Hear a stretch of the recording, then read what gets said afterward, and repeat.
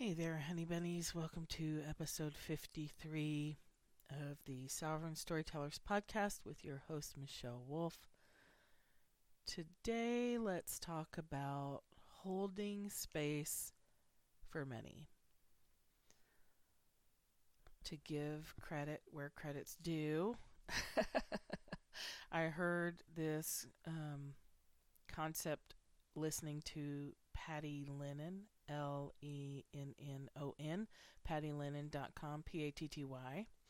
She has a great Facebook group for sales she's a psychic medium, but super practical and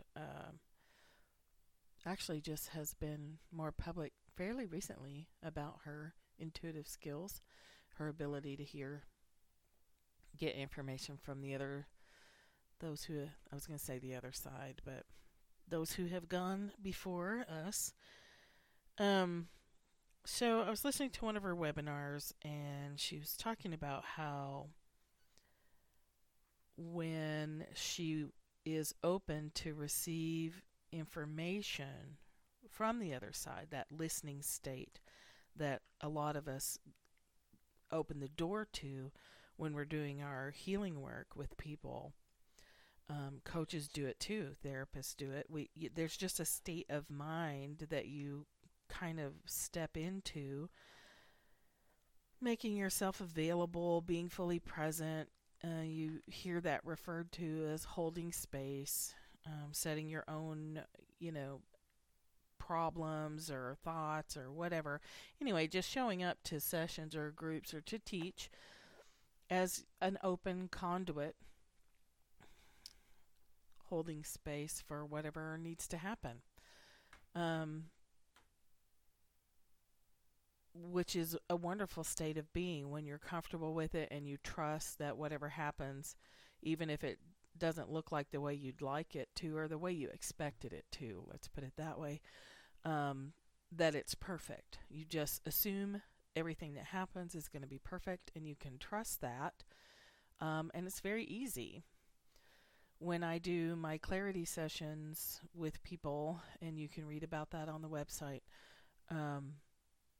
that's all I do is get on the phone and say, let's go. And we go, and things happen, and transformations happen, and I'm very super focused on whoever's on the other end of the phone, which is why I like doing it without video, because I don't even have the visual distraction. My eyes are closed and I am 100% open to that person's energy and to hear what's going on beneath their words, to hear the things that are being said, but more importantly for an intuitive person is to hear the things that are not being said, the things that are coming from their unconscious or their body, things like that. So she had mentioned that, and it was like, ding, ding, ding, hey, dummy. It's like such a hey, dummy moment for me. And I was sitting in the parking lot at the grocery store watching this webinar because it was so good that I didn't want to go, I didn't want to wait to watch the replay. I just wanted to watch it. And you know how a lot of webinars you can't fast forward, and that's so annoying. You have to rewatch everything just to get the last 10 minutes. So I just hung out and waited. But when she said that, I was like, there's a lot of people who listen to this podcast that are healers or intuitives or empaths and exploring those realms. But you didn't even have to call yourself that. I mean, if you're in any kind of service work, I guarantee you're doing that to some degree, regardless of what you're calling it. But she was pointing out, and after I thought about it, it's the same for me too, is we open and close that door. Like, anyone who's any good at this work is very disciplined about not allowing our own personal stuff to have any space, our own thoughts or judgments or, opinions. It's just really a total blank slate. Like, you're just really an open conduit. But I turn that I open that door for the session and then I close it when the session is done and I don't think about it anymore. I'm actually kind of trained to do that from being a therapist where, when the sessions is over, it's over. And I would deliberately, not retain information. So then if I saw somebody outside, out of context, I often, it would be a struggle for me to remember what we had talked about because, especially in the therapy world, you don't go up to your client in the store and say hello to them unless they approach you first. Like there's a lot of discipline around that because not everybody wants anybody to know that they're in therapy. So you have to be really careful of that. So I think that was good training for me. But then but now in this realm, in the coaching realm, it's a lot looser. And I still wouldn't approach somebody unless they approach me first, just in case. But energetically, I wanted to play with that. Like, she was talking about it in terms of receiving money, that when we close the door to one, to that flow state, we're closing the door to money and ideas and all kinds of energy, physical energy, new opportunities, new clients. We may be making it harder on ourselves. And I don't know, I did sign up for her school, receiving school. You can check our website to see if it's still open. I don't know. I know it hasn't started yet. And it actually won't start, I think, for another month. So, but I've been playing with that, and it does seem to be helping. Like almost immediately, some things started flowing that were feeling really sticky. The course of mine that starts in January, Journey Through the 9 Centers, is, going all through your human design chart, but in a very deep, the transformative kind of coaching that I do, going center by center over the course of 6 months. And that's really intense, and it did evolve out of Sovereign Storytellers, and I've really been on the fence about how to market it because it's always been so difficult to market things like clarity sessions and these courses that are truly magical, but and also defy description because every woman that comes through there has her own unique experience. But I was thinking, okay, let's try this. Let's stay in space holding mode for money. Because what that requires you to do when you're doing it with people, it requires you to drop all opinions, drop all stories, judgments, any boxes that you might be tempted to put someone in. You can't take that into a session, not if you're going to be completely open and really hold a good, solid, clear space for whatever happens to happen. If someone is struggling with a shadow side of themselves that has to do with any kind of trauma, either things they've done or things that have been done to them, you can't have a reaction to that. You can't be like, oh my God, that's horrible. Like, that's a really terrible thing to do because that's not what people need. They need the space to speak things outside, to speak things out loud, and to move that energy. And if you're like, oh my God, that happened to me too, or oh, I can't believe that, and that was so wrong, or whatever, then you're just jumping in and, contributing to writing stories about it. Whether they're good or bad doesn't matter. That's not the point. So one of our biggest struggles around money is stripping away the stories and the judgments and the boxes. And you've got them if you've got any kind of money problem at all. You've got judgments about poor people, or you have judgments about wealthy people. You have judgments about the 1%. You have, what will the neighbors think if I'm suddenly driving a different car, or it becomes obvious, that I'm doing things differently. What will they say? I might lose my friends. I might lose my family. I might not know how to say no to all the requests for money that I might get, etc., etc. But what if we did approach money in a storyless state, in that space holding way? Like, what if we did just say, I'm going to center and ground myself and be an open magnetic conduit for whatever money wants to come to me, however it wants to come to me, in whatever amount it wants to come to me? What would that be like? Well, it's weird. It's a very strange feeling to take that connected state and try to stay there. Now, a long time ago, in 2013 or 14, when I was doing distance Reiki sessions, it had occurred to me, like, why don't I just stay in this calm, connected space all the time?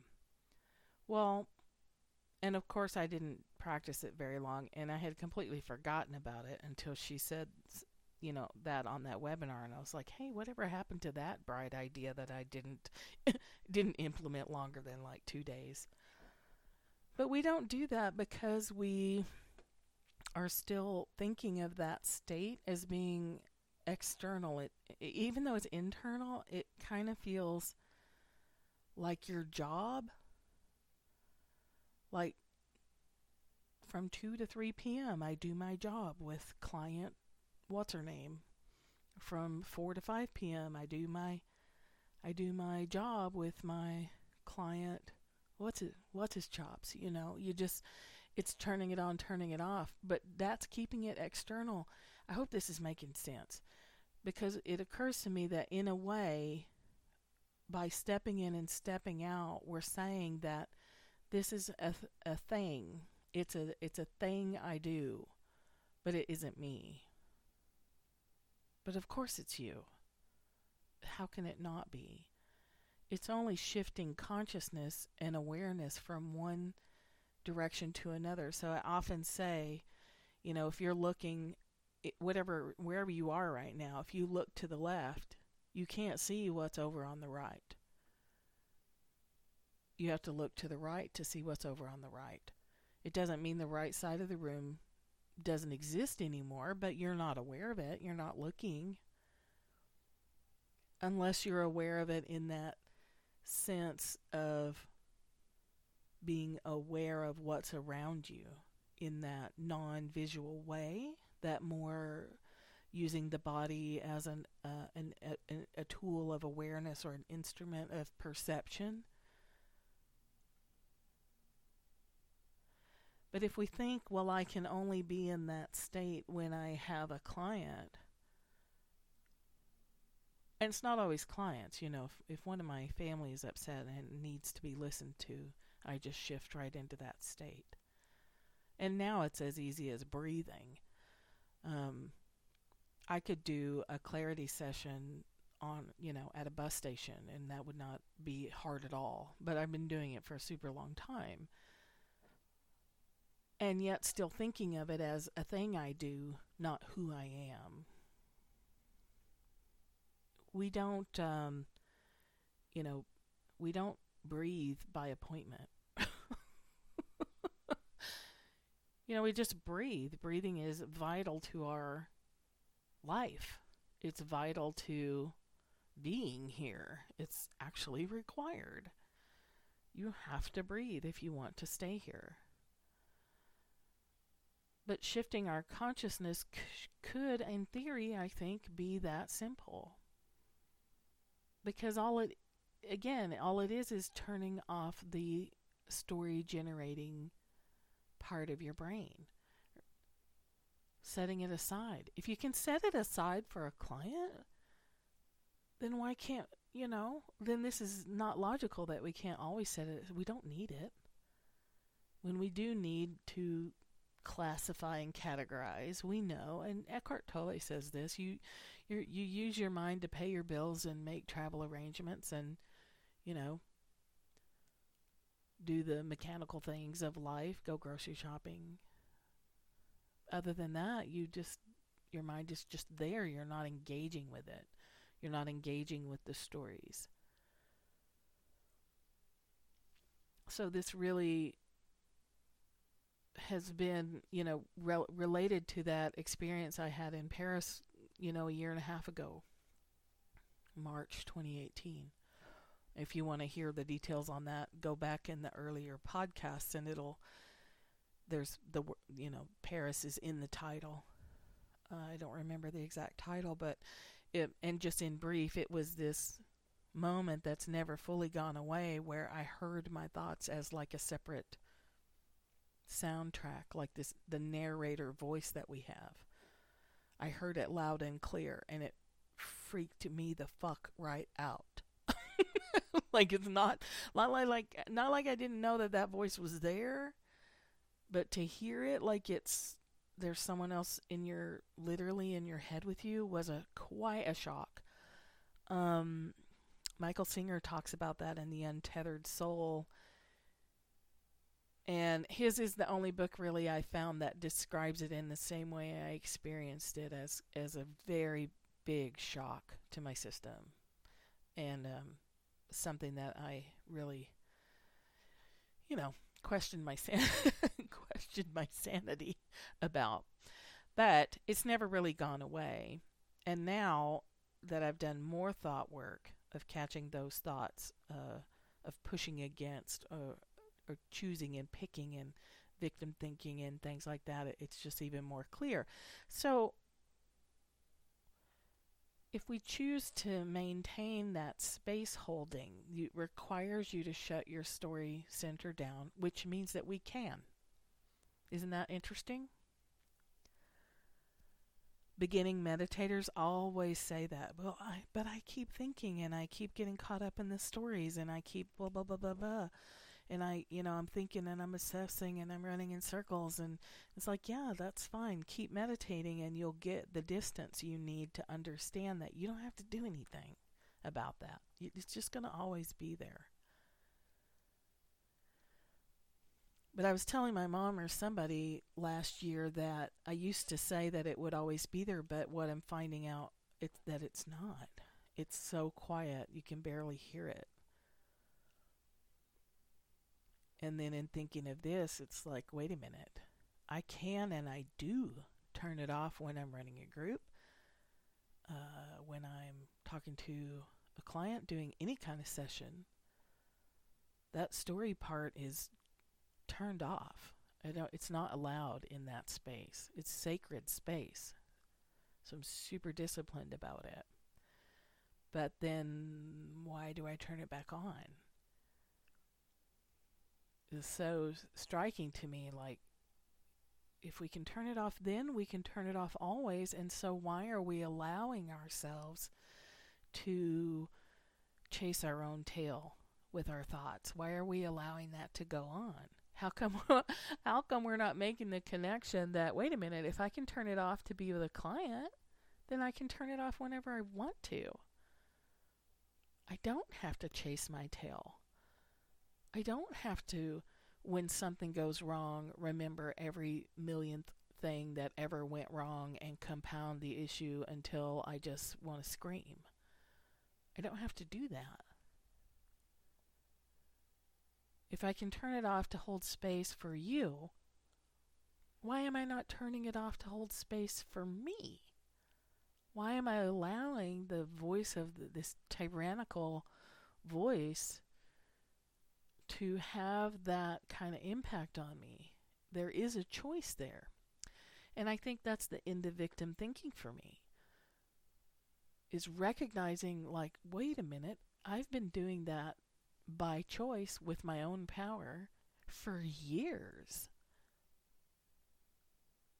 But then I feel victimized by my thoughts, and it's not true. It's like the crashing down of this huge illusion.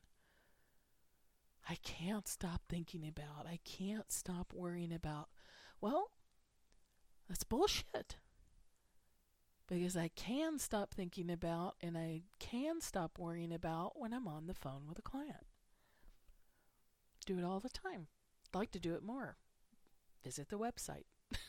See what draws you. Let's have a session. Actually, I'm taking exploration calls for the course in January. I'm wanting people to let's have a conversation.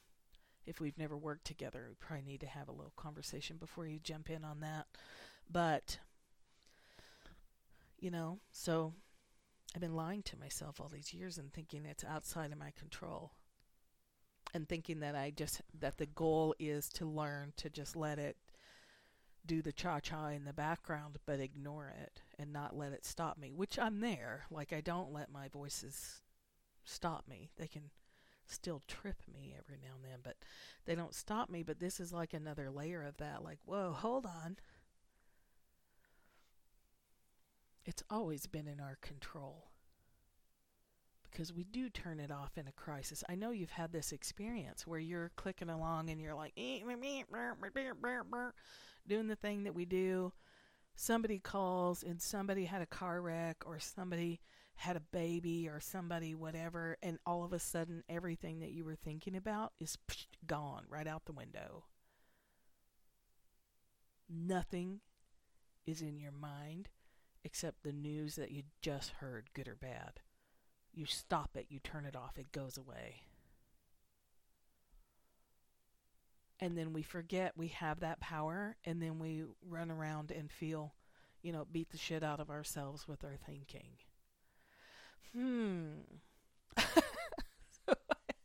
I have had several hey dummy moments lately, like, oh my gosh, I turn it off when this happens, and oh my gosh, I turn and slam the door on that stuff all the time.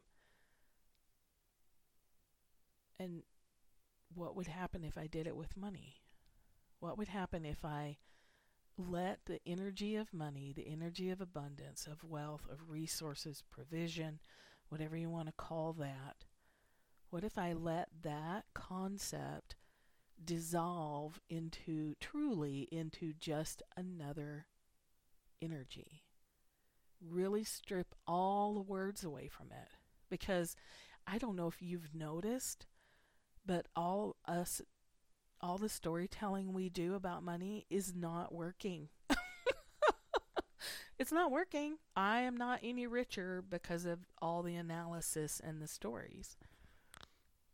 Nothing changes my money situation except for more playtime, which, if I'm in playtime, I'm not allowing myself to think about money.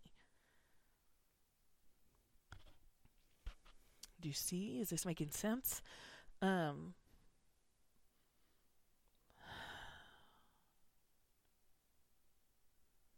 It's this state of,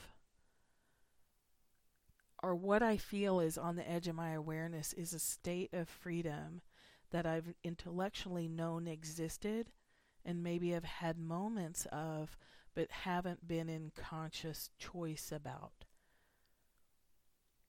I can't go forward now and allow my thoughts to drive me into the dirt, because now I really clearly see that I do have the power to turn that system off.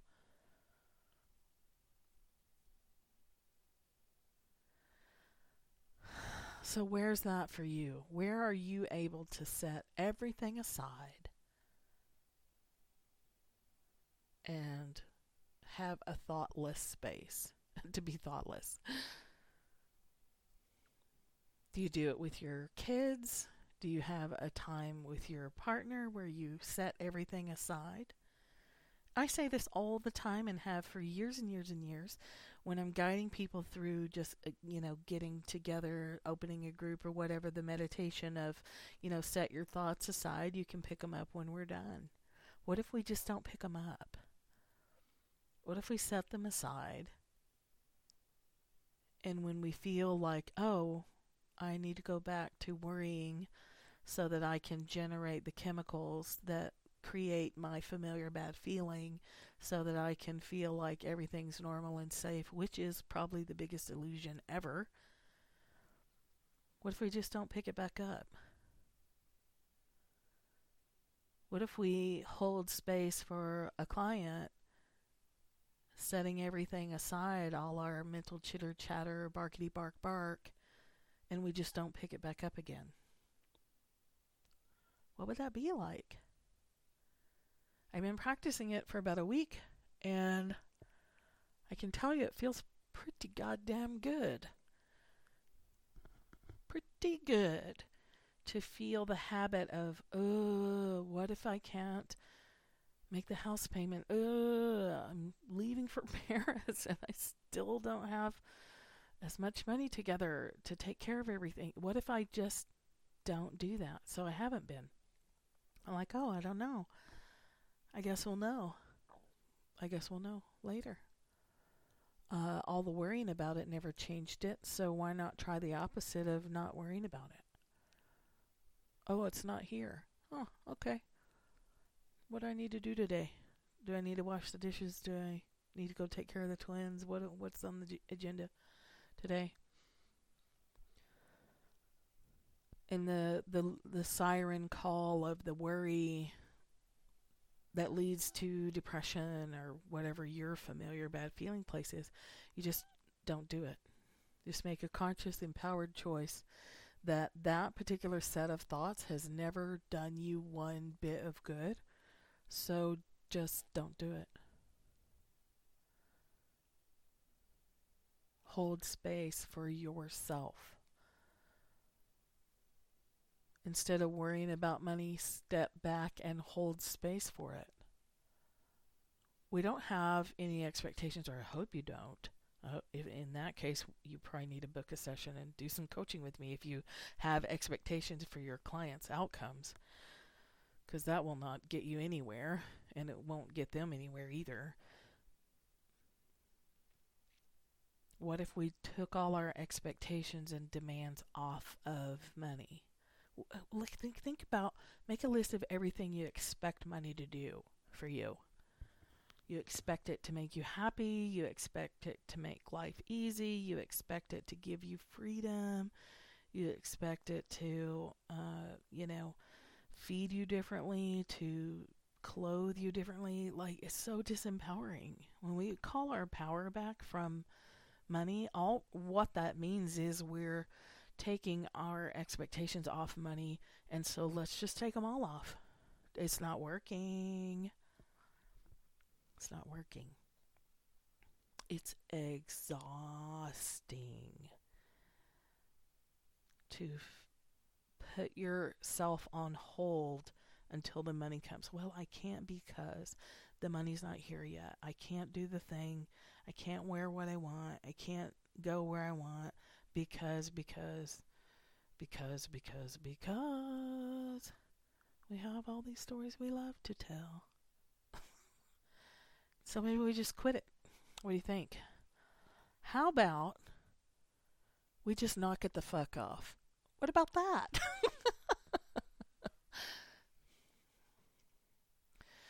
So here's what that looks like in a practical level.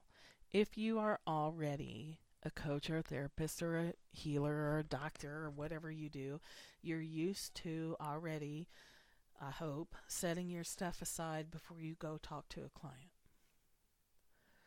So think about that. Like, put yourself in space holding mode and then fill out your budget. And when you feel the tension in your stomach, or your brow starts to furrow, and you start to clench up your shoulders, you go, oh, no, wait a minute. Take a deep breath. We're holding space for ourselves and our relationship with money. So we're not going to lock down and do all the things that we normally do, because we're holding space. And you just treat that time the same way you would treat time with a client, as sacred and inviolable. Inviolable? You don't let anything interrupt it, right? You don't let anything violate the sacredness of that space.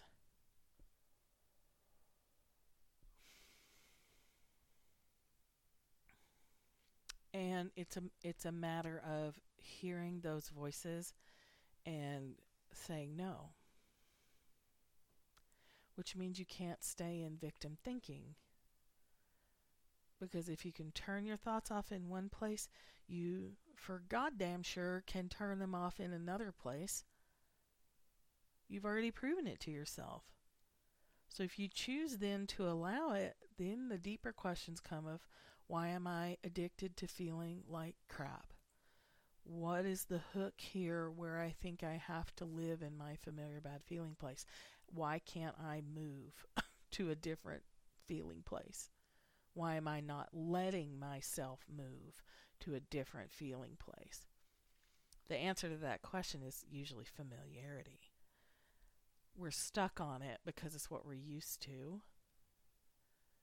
And so I'll say again, when you do something different, your brain pumps out different chemicals. Those agitate the nervous system of your physical body. It feels very unfamiliar, and your brain will try very hard to go back to the familiar chemical mix. It's just normal. It's keeping you alive. It's maintaining homeostasis, even when that homeostasis is not what you want anymore. And it's not even truly healthy for you. Okay, but so just know it's going to happen. If you know this is very predictable, it's so predictable, it's ridiculous. So you know it's predictable, so therefore you can plan for it. You can put notes in your calendar, you can set cell phone alarms, you can go to futureme.com or futureme.org, I forget, but you can, write yourself emails that will show up in a month. Hey, remember that you have the power to turn your thoughts on and off. Remember that you have that power, okay? You just send yourself a note because you'll forget. You know that you're going to forget. You know that while listening to this podcast, you might be like, oh my God, I totally get it. I totally see it. And then you stop listening and you're cooking dinner, and then by tomorrow it's gone. So put a note in your calendar. Hey, remember that you have the power. You have the power. Now use it. Do it. Don't just think about doing it. Actually do the thing. Hey, remember, you know how to hold space, which means you know how to control your brain. Now do it. And feel how you will argue with yourself for your limitations. Yeah, but I have to worry because, but I have to feel sad because, I can't feel angry because, and hear those thoughts being spit out of your brain like ticker tape, like a CVS pharmacy receipt. It just goes on and on and on and on. You could paper the wall with a CVS pharmacy receipt. What is that about? Thanks for killing the planet, CVS.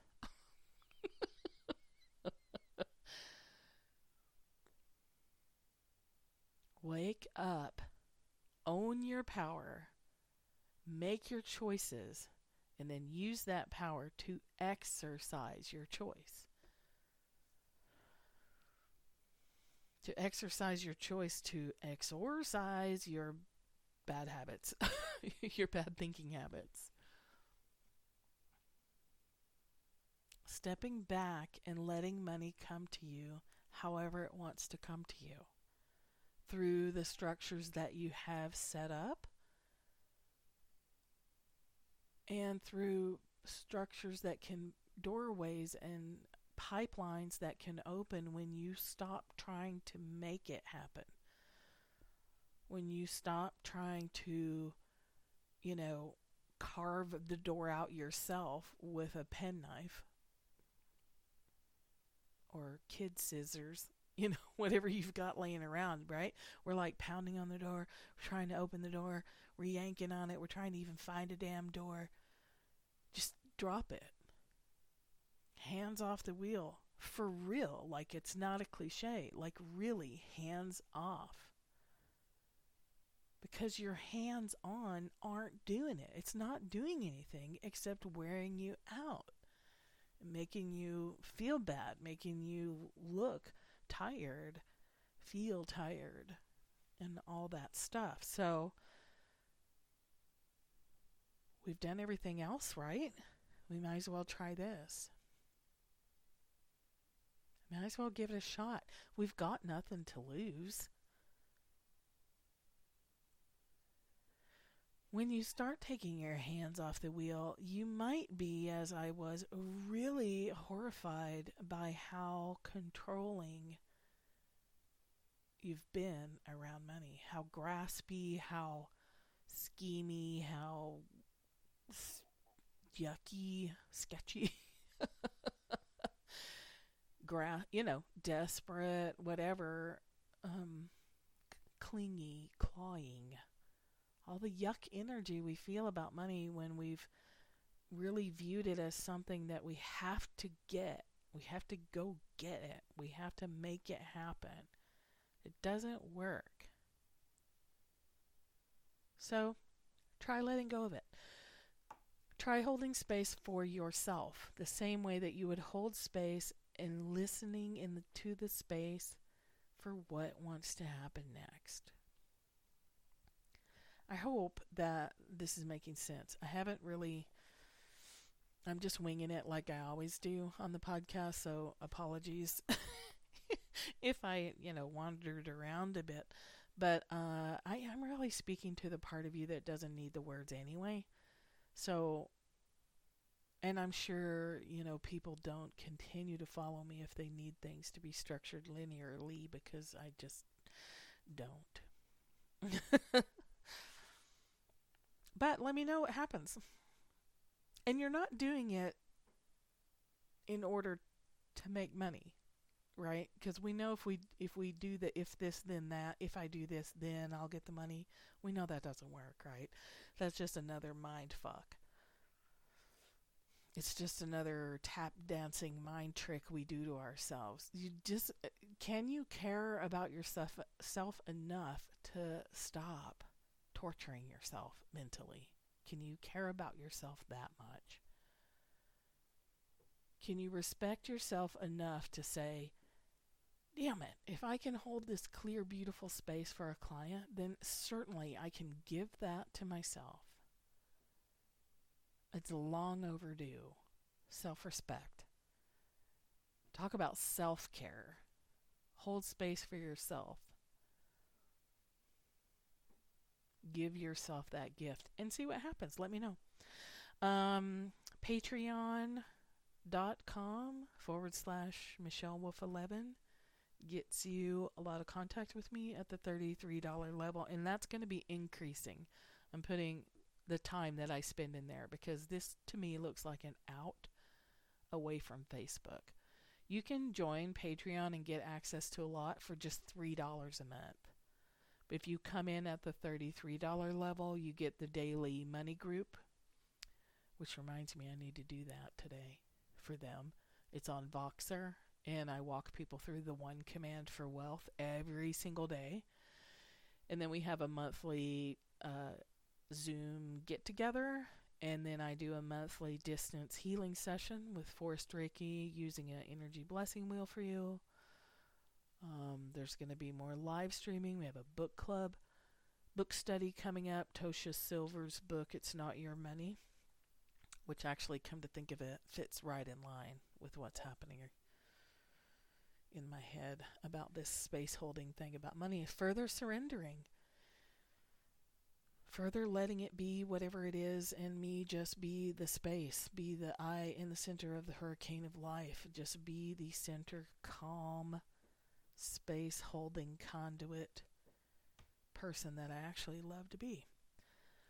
Okay, so patreon.com, you can get some goodies for a low price, and then we can spend less time on Facebook. Yes.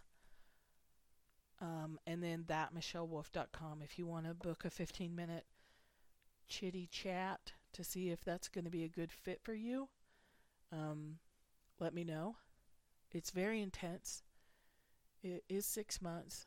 We take breaks every 3 weeks. We take a week off, 3 weeks on, a week off. But, check the time, because it is really important that you be there live. I know in 6 months there's going to be times that you have to miss. But I've had a lot of people go through my longer term programs and never miss a single class. So anyway, check it out. Let me know if you have questions. ThatMichelleWolf.com. info@ThatMichelleWolf.com is the email address. Or you can find me on Facebook. Facebook.com/MichelleWolf11. Think less, feel more. And I will talk to you later.